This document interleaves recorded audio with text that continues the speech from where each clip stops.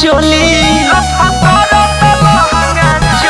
खेललू कौना लभर संगे होली लस फस करत लहंगा चोली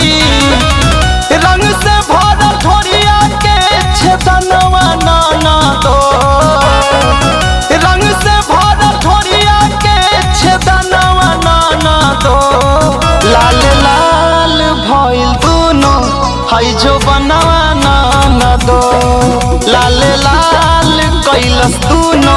के जो बनवा नाना दो।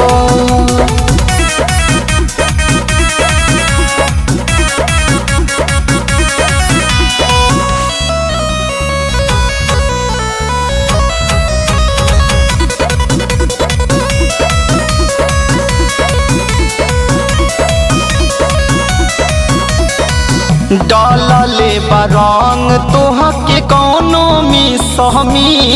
के गलिया पतहरा तो ले किस के डालले बरंग तोहा के कौनो मिस के गलिया पतहरा तो ले किस के पारल बाटे दांत के निशानवा नाना दो पारल बाटे दांत के निशानवा नाना दो लाल लाल भइल दुनो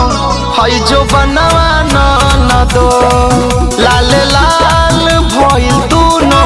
हई जो बनवा नाना दो।